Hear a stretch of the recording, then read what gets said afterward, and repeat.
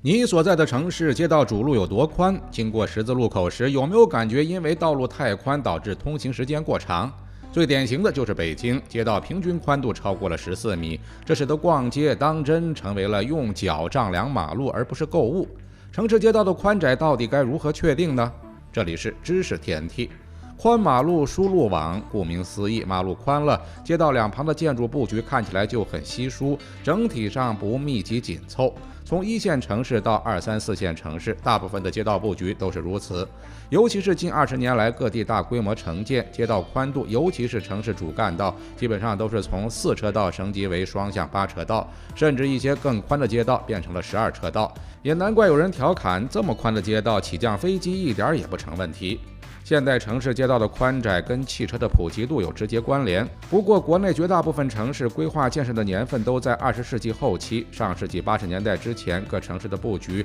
就有了宽马路疏路网的影子。那时候汽车虽然没有现在多，但是由于实行计划经济，城市规划建设是一个整体，因此各城市的建设布局可谓大同小异。国营企事业单位的生产区域和员工的生活区域基本上都是合并设置的，这种设计理念都是按照各单位的性质和级别来规划，内部是一个偏向独立的整体系统，至于外部则是用一条条路和街道将各个工厂大院给联系起来。而且彼时国家整体财力有限，为了尽可能节省资金便于管理，各城市的建设规划基本上都是这种模式。到了上世纪90年代，过去的长企大院模式逐渐瓦解，城市居民都住进了商品化的住宅区。与此同时，与大规模的住宅区配套建设的便是各个马路和街道。比如按照国内推出的城市设计规范，城市道路最宽为55米，但是近年来各地的建设宽度明显超过了55米。比如包头的二丁大街，其宽度达到了80米。而实际上，城市的道路规划是一个有机体，主干道像血管，支路就是毛细血管。如果忽略了毛细血管的存在，主干道修得再宽，恐怕也缓解不了城市可能出现的拥堵。国外大城市的马路为何很窄？如果经常看美剧或者亲身去过美国的话，你会发现，像纽约这样的国际大都市，城内基本上没有像我国城市的主干道，道路整体看起来很窄，两边的建筑显得相当密集。这种城市规划思路起源于萨瓦纳城的建设，该城市最早建设于1733年。城市在规划设计时以方形规划的街区布局为单位，简单理解就是在划定的区域内设置不同的建筑功能区，比如这里是公共空间，这里是商业空间，另外一处地方是住宅空间。各个空间之间不做封闭设计，而是串联在一起，因此不同区域间的联系就密切了。按照这个设计模式，整个城市的规划会在这个基础上不断向四周扩展，由此建设出来的状态就是路网比较密集，街道也相对较窄，这样的城建模式又叫做萨瓦纳模式。从19世纪开始，像纽约、旧金山、芝加哥等城市的建设大多采用了这一规划理念。在设计规划中，很多城市区域街坊的长度还被限制在了80米到120米之间。到了上世纪90年代，美国一些新城市在高密度道路网格的基础上，进一步确立了街区路网，这有利于街区的多元化需求。同时，更小尺度的街区使得街道普遍不宽，城市内部跨区域间的步行交往更加便捷，有利于提升街道的活力。那么，两种不同设计理念的背后有着怎样的特点呢？由于国内城市规划建设多采用宽马路模式，所以多年来这背后体现出来的各种弊端也就比较多。总结下来，主要有以下几点：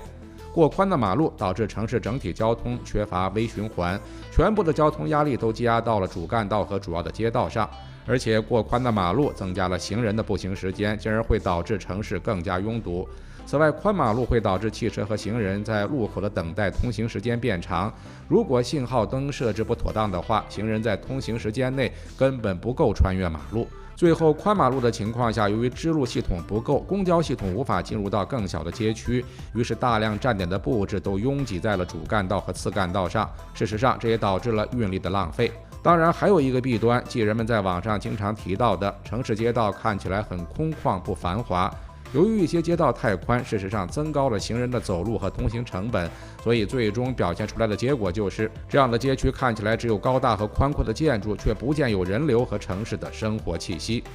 城市道路究竟该修多宽？窄马路、密路网由于在国内城市不多见，因此对于其关注的点更多是与宽马路进行比较，进而寻找其中的优点和可取之处。和宽马路比起来，窄的马路形式，行人和车辆的通行密度更高，尤其是行人，在一些密度更高的街区内，可以选择更多的方式出行，这样就能避免人们只汇聚在街道的几个点出行。而且该规划模式没有道路的等级限制，道路之间的互联性更强，行人和汽车的出行路径选择就更灵活。最终的表现就是道路整体的承载能力得以提高，不同交通方向的承载力也得到了增强。此外，街道的宽度变小了，建筑物更靠近街道本身，增加了其连续性，而且街道两边不需要较大的退线，行人过街的周期也会缩短。最后，由于街道功能的布局密度提升，不同的功能区域可以混合利用，行人可以在短时间内完成各种日常生活的需求。其实，对于马路街道过宽的弊端，此前国家也已经意识到了。还在2016年时，国家就提出，未来要倡导窄马路、密路网的布局理念，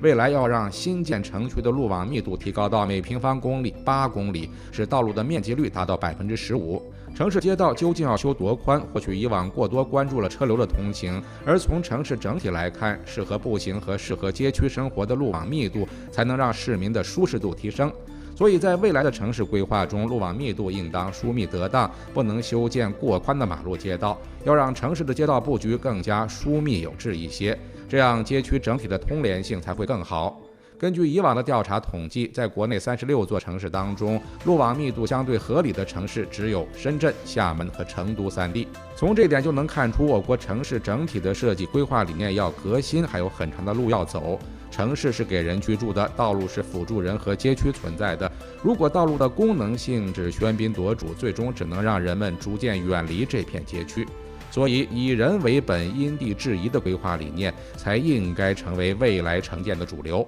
知识 TNT 专注你不知道的食物科普，我们下期再见。